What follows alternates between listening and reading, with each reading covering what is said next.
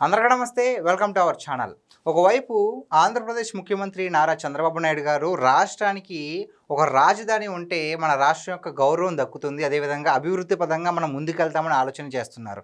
కానీ మరొక వైపు వైసీపీ వాళ్ళు రాజధాని మీద చాలా వింత రాజకీయాలు చేస్తున్నారు, అంతేకాకుండా నీచ రాజకీయాలు చేస్తున్నారు. మరి ఈ అంశం పైన మనతో పాటు చర్చించడానికి ఉన్నారు పొలిటికల్ అనలిస్ట్ శ్రీలల గారు. మేడం నమస్తే అండి. నమస్తే మేడం. రీసెంట్గానే అంటే ఇప్పటికే అమరావతి పైన చాలా నిందలు వేశారు, అసహ్యంగా మాట్లాడిన సందర్భాలు కూడా ఉన్నాయి.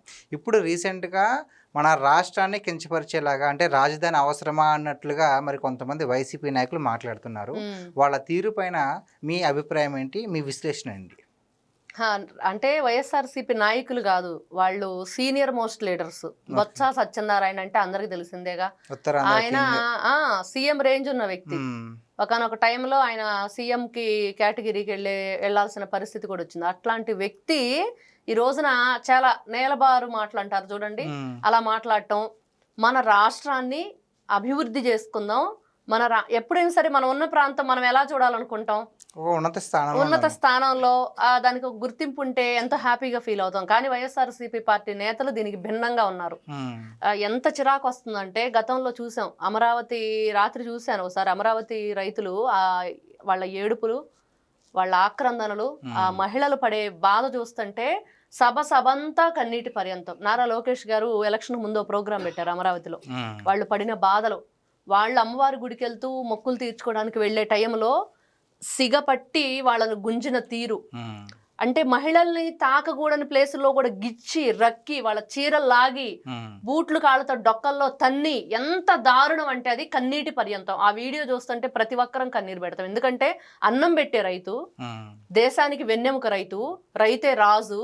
ఆయన 10,000 నేలలోకి వెళ్తేనే మన 5,000 నోట్లోకి వెళ్తే చెప్పుకోవడానికి బాగుంది. ఇలాంటివన్నీ కూడా కొటేషన్స్ బోలెడన్నా వస్తాయి రైతు గురించి చెప్పాలంటే. కానీ ఆ రైతుకు ఆ గౌరవం దక్కుతుందా లేదా? ఆ రైతు నిజంగానే దేశానికి రాజా? జై కిసాన్ జై జవాన్ అని చెప్పి మనం చెప్పుకుంటున్నట్లుగా నిజంగా ఆయన జై కొడుతున్నామా, మనం ఆయన ఆ స్థానంలో నిలబెడుతున్నామా అంటే, వైఎస్ఆర్సీపీ పార్టీ అధికారంలో ఉన్నప్పుడు నిట్ట నిలువున వాళ్ళని తడి గుడ్డలతో గొంతులు కోసారు అమరావతి రైతుల్ని. మహిళల్ని ఎంత నీచంగా తోలనాడారు. మీకు పట్టు చీరలు ఎందుకు, మీకు నగలు ఎందుకు, ఎలా అంటే అలాగంటే కనీసం తాళిబొట్టు దారం కూడా మెళ్ళో ఉండకూడదా రైతుకి? అంటే పొలం నీకు అన్నం పెట్టే రైతు బంగారం వేసుకోకూడదు, పట్టు చీరలు కట్టుకోకూడదు. రైతు అంటే ఇంకెప్పుడు పేదవాళ్ళగా ఉండిపోవాలనేది ఆ రోజున వాళ్ళు వాదించిన వాదన. పేటిఎం బ్యాచ్ అన్నారు, ఎంత డబ్బులు తీసుకొని వచ్చారే లా అనే భాష మాట్లాడారు. ఇంత నీచంగా దిగజారిపోయి నీచమైన రాజకీయాలు చేసి రాష్ట్రాన్ని 3 ముక్కలాటాడారు, 3 రాజధానుల పేరుతో. ఈ రోజుకు కూడా నేరము శిక్ష, వాళ్ళు చేసిన నేరానికి శిక్ష పడకపోవటం వల్లే ఈ రోజుకు కూడా వాళ్ళ గొంతు లెగుస్తుంది. అంటే ఈ తీర్మానాలన్నీ కూడా పనికి మారిన తీర్మానాలు అని చెప్పేసి మాట్లాడడం ఎంతవరకు కరెక్ట్ అంటారు? అసలు అదే చెప్తుంది. ఆ రోజు నుంచి ఈ రోజు వరకు కూడా వాళ్ళకి ఇష్టం లేదు అమరావతి రాజధానిగా ఉండకూడదు, రాష్ట్రం బాగుపడకూడదు. అంటే యువత ఇంకా ఎదిగే కొద్దీ వాళ్ళలో ఏం పెరిగిద్ది? జ్ఞానం పెరిగిద్ది, లోక జ్ఞానం పెరిగిద్ది, ఆలోచన విధానం మారిద్ది, ప్రశ్నించే తత్వం ఇంకా బలంగా మారిద్ది. అది జరిగినప్పుడు ఏం జరిగిద్ది? జగన్మోహన్ రెడ్డి 2029లో నేను వస్తా అంటున్నాడు కదా, అది జరగదు. అది జరగకుండా ఉండాలంటే ఇది జరగకూడదు. ఇలాగా అంటే నీకు ఏదైతే తను కోరుకుంటున్నాడో దాన్ని ఈ రోజున జరగాలి అంటే 2029లో మళ్ళీ రప్ప నరకాలన్నా, రక్తంతో హోళీ ఆడాలన్నా, మరి యువతని గంజాయి మత్తులో మరి ఇలాగ తూగించాలన్నా ఏం చెయ్యాలి అంటే, ఇదిగో ఈ విధంగా ప్రాంతీయ విభేదాలను సృష్టించాలి.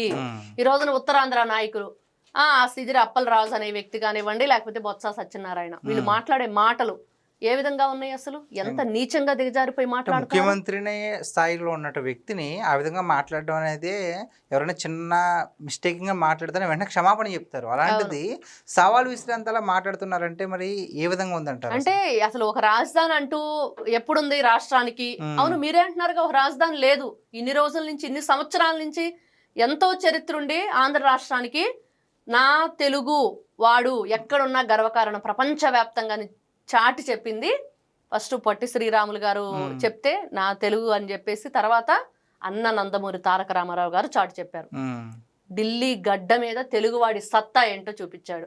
మరి అలాంటి తెలుగు రాష్ట్రం అయ్యుండి మన ఆంధ్ర రాష్ట్రానికి మనం రాజధాని ఏర్పరచుకోవడం తప్పేంటి? ఉమ్, ఇంకా వాళ్ళు ఇదిగో ఆయన చెప్పినట్లుగా బొత్స సత్యనారాయణ గారు అన్నట్లుగా హైదరాబాద్ లేదు, కర్నూలు లేదు, చెన్నై లేదు, ఇట్లా అన్ని కూడా మనం బయటకు వచ్చాము. ఉమ్, కాబట్టి ఇప్పటికైనా ఒక స్థిరత్వాన్ని తెచ్చుకుందాం, ఉమ్, స్థిరంగా ఒక రాజధానిని, ఒక చట్టబద్ధతను తెచ్చుకుందాం.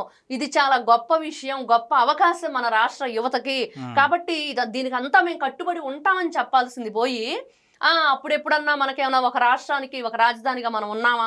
అయితే మన రాష్ట్రానికి రాజధాని ఉండకూడదు అనేది వాళ్ళ అభిప్రాయం అంటారా? అదే మరి ఈ రోజున వాళ్ళు ఏంటంటే ఈ రోజున ఉత్తరాంధ్రాని దోచుకున్నప్పుడు ఆ రోజున ఏం మాట్లాడాల, స్టీల్ ప్లాంట్ ని లేకుండా చేద్దామన్నప్పుడు ఏం మాట్లాడాల, విజయసాయి రెడ్డి షాడో సీఎం గా పనిచేసి ఉత్తర రాష్ట్రం వైపున సర్వనాశనం చేస్తూ ఉంటే ఆ రోజున ఈ సిదిరి అప్పలరాజు, ఈ బొత్స సత్యనారాయణ ఎక్కడ పోయారు? ఏ కలుగులో దాక్కున్నారు? ఏ డబ్బులు మూటలు దాచుకుంటా లెక్క పెట్టుకుంటా కూర్చున్నారు? ఆ రోజు మీ బుద్ధి పనిచేయట్లేదా? మతిమరుపు జబ్బు ఏమన్నా వచ్చిందా సిదిరి అప్పలరాజుకి? ఆ రోజున మాట్లాడాడు కదా అసెంబ్లీ సాక్షిగా, పెద్దంతరం చిన్నంతరం అనే ఇది లేకుండా గౌరవ మర్యాదలు అనే మంచితనం అనేది మాటలు మర్చిపోయి నారా చంద్రబాబు నాయుడు గారు, ఆయన అనుభవం ఎంత? ఆయన అనుభవం అంత లేదు, నీ వయస్సు, నువ్వు ఒక డాక్టర్ మళ్ళీ పేరుకి, ఇదొక జబ్బు, దీనికి మందు లేదు, దీనికి ట్రీట్మెంట్ చేయలేదు అని చెప్పి ఆ రోజున మాట్లాడిన మాటలు ఈ రోజు కూడా మాకు రక్తం ఉడికిపోతుంది వింటుంటే. అంటే ఇక్కడ పార్టీలు తీసి పక్కన పెట్టండి, ఒక నాయకుడు రాష్ట్ర భవితకి ఆయన ఏ విధంగా మరి ఒక విజనరీ లీడర్గా మనం చెప్పుకుంటూ వచ్చామో, ఆయన చేస్తూ వచ్చారో, మరి అట్లాంటి లీడర్ని పట్టుకొని ఇట్లాంటి పిచ్చి పిచ్చి కారు కోతలు కూస్తూ ఉంటే ఆ రోజున అందరం ఏ విధంగా సహనంతో ఓర్పుతో భరిస్తూ వచ్చాం. ఈ రోజు మళ్ళీ కూటమి ప్రభుత్వం అధికారంలోకి వచ్చాక కూడా అవే కారు కోతలు కూస్తూ ఉంటే చూస్తూ ఊరుకోవాలా? ప్రాంతీయ విభేదాలను సృష్టిస్తుంటే చూస్తూ ఊరుకోవాలా? మంచి ప్రభుత్వం అంటే ఎన్ని రోజులు మంచి ప్రభుత్వం? కూటమి ప్రభుత్వం ఈ రోజున వాళ్ళు మాట్లాడిన మాటలకి మీరు చర్యలు తీసుకోపోతే ఎలాగా? దాని వాళ్ళకి శిక్ష, ఈ రోజున నేరం చేసిన వాడికి శిక్ష పడితేనే కదా రెండో వాడు ఆ నేరం చేయకుండా ఉంటాడు. ఇంత దారుణంగా ఇప్పటికైనా అందరం సంతోషిస్తున్నాము. మరి ఇప్పటికైనా మనకు ఒక రాజధాని ఏర్పడుతుంది, అందులోనూ అమరావతి అంటే ఒక గొప్ప చరిత్ర ఉన్న రాజధాని. మరి అలాంటి గొప్ప రాజధాని ఏర్పడుతున్నప్పుడు సంతోషించకపోగా ఇలాంటి గుంట నక్క వేషాలు వేస్తూ ఇలాంటి జిత్తుల మారి మాటలు మాట్లాడుతుంటే ఏం చేయాలి వీళ్ళు? అంటే వీటితో పాటు మీరు ఇందాక ఒక మాట అన్నారు, ప్రాంతీయ విభేదాలు ఏమంటున్నారు, రాష్ట్రం అంతా దోచి అమరావతిలో పెడుతున్నారు, ఉత్తరాంధ్రకు అన్యాయం చేస్తున్నట్టుగా మాట్లాడుతున్నారంటగా అంటున్నారు కదా. నిజంగా అలా జరిగే అవకాశం ఉందంటారా? ఈ రోజున మనం చూస్తూ ఉంటే రెండు తెలుగు రాష్ట్రాలు విడిపోయినప్పుడు నారా చంద్రబాబు నాయుడు గారు ఒక మాట చెప్పారు, మీ బిడ్డల భవిష్యత్తు గుర్తుపెట్టుకోండి, మీ పిల్లలు పెద్ద అయ్యే నాటికి నేను ఉంటానో ఉండను అని చెప్పి నేల తల్లిని ముద్దాడి ఆయన మాట్లాడిన మాటలు ఈ రోజు కూడా ప్రతి అణువుని కలిచివేస్తూ ఉంటాయి. ఎందుకంటే అంత బాధాకరమైన క్షణాలు అయ్యి ఆయన అంత ఇదిగా చెప్పి, మీ బిడ్డల భవిష్యత్తుని మీరు రక్షించుకోండి, మీ బిడ్డల భవిష్యత్తుకు మీ ఓటు వేయండి, తెలుగుదేశం పార్టీకి ఓటేస్తే దానికి వేసినట్టేను మీ బిడ్డల భవిష్యత్తుకు అని చెప్పి, అమరావతిని రక్షించుకోవాలంటే మీరు ఎటువైపు ఓటేయాలని చెప్తే ఏం చేసాం మనం? ఎవరికి ఓటేసాం? ఆ రోజున నారా చంద్రబాబు నాయుడు గారు ఏం చెప్పారు? అమరావతే దానికి అదే డబ్బులు సృష్టించుకునేటట్లుగా నేను చేస్తానని చెప్పారు. మరి నిజంగానే ఈ రోజున ఏ విధంగా తీర్చిదిద్దబోతున్నారో కూడా మనం చూస్తున్నాం. ఉత్తరాంధ్రలో ఇప్పుడు ఎన్ని కంపెనీలు వచ్చినాయి? వైజాగ్ లో ఎన్ని కంపెనీలు వచ్చినాయి? గూగుల్ డేటా సెంటర్ వచ్చింది. మరి ఎవరికి దోచి ఎవరికి పెడుతున్నారు? ఎక్కడికక్కడే ప్రాంతాలని అభివృద్ధి పదం వైపు తీసుకువెళ్లాలని చూస్తున్నారు కదా. ఈ రోజున యువత ఆలోచించాలి, యువతలో మార్పు రావాలి, ఆలోచన జ్ఞానం పెరగాలి, ప్రశ్నించే తత్వం రావాలి. అప్పుడు ఇట్లాంటి వాళ్ళు ఎవరైతే ఈ ప్రాంతీయ విభేదాలను సృష్టించాలని చెప్పి చూస్తున్నారో వాళ్ళకి చెంప చెళ్ళును పగిలేటట్టు ఆ పిల్లల సమాధానం ఉండాలి. అప్పుడు ఈ నోర్లు లేవు.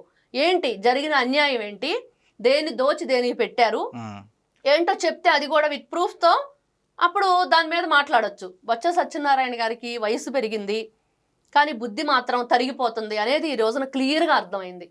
జగన్మోహన్ రెడ్డి గారు 33,000 ఎకరాలు కావాలి అమరావతికి, ఎక్కడ సరిపోతుంది అన్న మాటలు మరి 3 రాజధానులు అన్న పేరుతో 3 ముక్కలాటాడాడు. అధికారంలో రాబోయే ముందు ఒక మాట, వచ్చాక ఒక మాట, ఇష్టానుసారంగా మీరే ఇన్ని రకాలుగా మాట్లాడుతుంటే, మీరే ఇన్ని విధాలుగా రాష్ట్రాన్ని సర్వనాశనం చేసేసి ఈ రోజున తీర్మానాన్ని కాదు, అది జరగదు, మీ ఇష్టమేనా, ఏ ప్రభుత్వం వస్తే ఆ ప్రభుత్వం ఇష్టం వచ్చినట్లు ఒక రాజధాని పెట్టుకునిద్ది. ఎంతవరకు కరెక్ట్ అసలు అది? ఇట్లాంటి రాజకీయ పార్టీని అసలు ఉండాలా? అట్లాంటిది మనకు అవసరమా? అట్లాంటి వ్యక్తుల్ని రాజకీయ నాయకులుగా ప్రజాప్రతినిధులుగా మనం అంగీకరించాలా? అట్లాంటి ప్రజాప్రతినిధులు అవసరమా? కాబట్టి ఇట్లాంటి వ్యక్తులకి ఏ విధంగా సొసైటీలో బుద్ధి చెప్పాలి, ఏ విధంగా మాట్లాడకుండా పళ్ళు రాల కొట్టాలి అంటే ఖచ్చితంగా ప్రజల్లో ప్రశ్నించే తత్వం రావాలి. అర్థం చేసుకోండి, ప్రతి ప్రాంతంలో అభివృద్ధి జరుగుతుంది. ఈ రోజున కూటమి ప్రభుత్వం ఏం చేస్తుంది?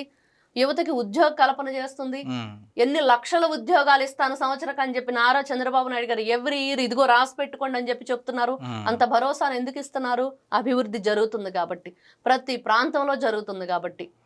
ఇది ఒక్కటేనమ్మా. ఈ ఎవరైతే ఈ బొత్స సత్యనారాయణ లేకపోతే ఈ సిదిరప్పల రాజా వీళ్ళకి బుర్ర పనిచేస్తుందా, లేకపోతే ఏది ఊసర వేలిలాగా రంగులు మారుస్తున్నారా?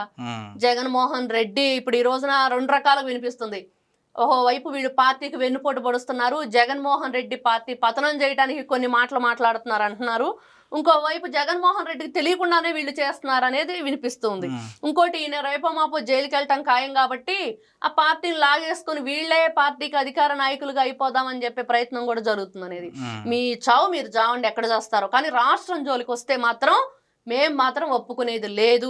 ఇది ఆంధ్ర రాష్ట్ర పౌరులుగా మేమందరం మాట్లాడే మాట. చూసారు కదండి, ఎప్పటి వరకు కూటమి ప్రభుత్వం సహించినటువంటి సహనం చాలు. మరి ఇలా ఎవరైతే నోరు అదుపు లేకుండా మాట్లాడే వాళ్ళకి కఠిన చర్యలు తీసుకోకపోతే ఇంకా దానికి అర్థం లేదు. ఎప్పుడైనా సరే కూటమి ప్రభుత్వం స్పందించాలి అని చెప్పేసి శ్రీలీల గారు చెప్తున్నారు. మరి దీనిపైన మీ అభిప్రాయాన్ని కామెంట్ రూపంలో తెలియజేయండి. థ్యాంక్స్ అండి. నమస్తే.